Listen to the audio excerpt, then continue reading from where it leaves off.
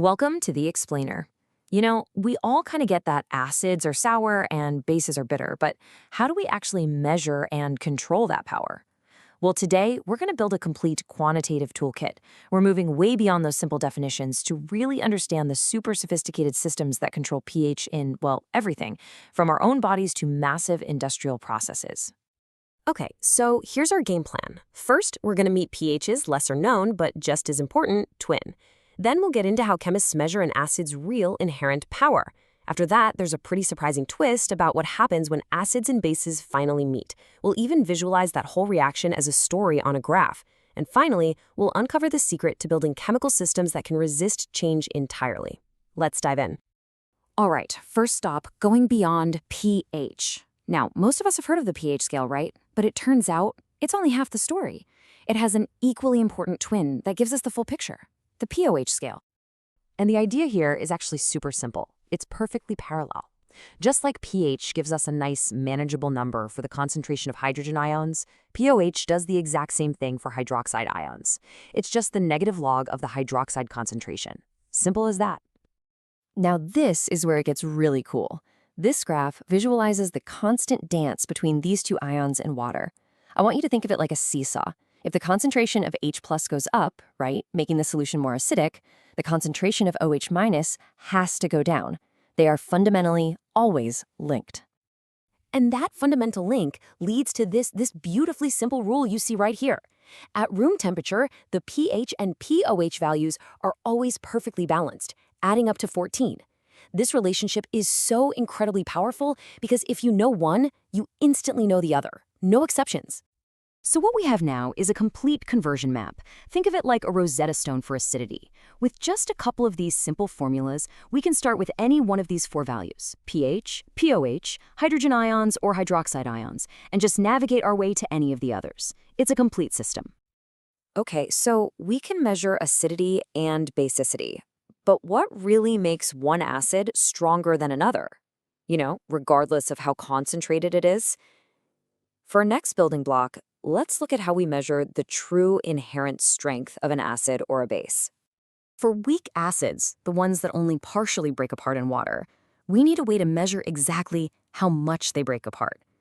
And that's where the acid dissociation constant, or Ka, comes in. It's a direct measurement of an acid's willingness to give up its proton. And this illustrates a really key point. You see, Ka values are often these tiny, annoying numbers with big negative exponents. So, just like with pH, we convert them into pKa to make them easier to work with. But you have to remember this. The relationship is inverse. A high Ka means strong acid, but a low pKa means strong acid.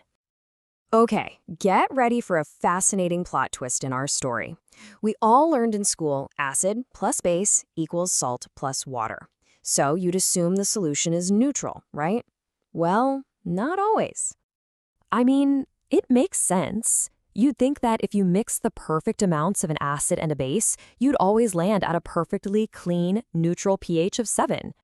But the secret is, the reaction isn't always over when you think it is. The salt that's formed can actually jump back into the action. Its ions can react with water in a process called hydrolysis, and this can create new acidic or basic ions, pulling the final pH away from 7. This table lays it all out perfectly, so let's break it down. Look at that top row. Strong acid plus a strong base, you get a neutral salt. Why? Because the ions they form are stable, they're too lazy to react with water. Job done. But now, check out the middle row. A weak acid and a strong base. Here, the salt actually makes the solution basic. The weak acid's partner is strong enough to rip a proton right off a water molecule, leaving behind hydroxide ions and raising the pH. And you guessed it, the opposite is true on the bottom row. A strong acid and a weak base give you an acidic salt. It all comes down to this. The strength of the parents determines the behavior of the child. Okay, let's see what all this looks like in action by checking out a titration curve. This graph, it's not just data points. It's a visual story of an acid-base reaction from the very beginning to the very end. And the shape of that story totally changes depending on the characters involved. A strong acid, strong base titration, it has a really low starting pH, and then this sharp, dramatic climax right at a pH of 7. But titrating a weak acid changes the whole plot. It starts at a higher pH, it has this gentle, flat buffer region in the middle, and its climax, the equivalence point, is actually above 7. And that's because of that salt hydrolysis we just talked about. That equivalence point, that's the moment of perfect balance. It's the steepest part of the curve. It's that one single instant where every last molecule of acid has been perfectly neutralized by a molecule of base. And check this out. Here's a fantastic little trick. If you go to the point where you've added exactly half the amount of base you need to get to that equivalence point, the pH of the solution at that exact moment is equal to the pKa of the weak acid. It's this beautiful, direct way to measure an acid strength right off the graph. So cool. And that brings us to our final section, the ultimate application of all this chemistry, buffer solutions. I want you to think of these not as just passive mixtures, but as active, almost intelligent systems that are designed to control pH. The whole secret to a buffer is that it has a built-in defense system. It's got a weak acid ready to go to neutralize any added base, and its conjugate base ready and waiting to neutralize any added acid. It's prepared for an attack from either side. And this is exactly how it works. You add a little acid, bam, the base component of the buffer takes care of it. You add a little base, no problem, the acid component steps in. This two-part system acts like a chemical shock absorber, keeping the overall pH incredibly stable even when you try to mess with it. I love this analogy.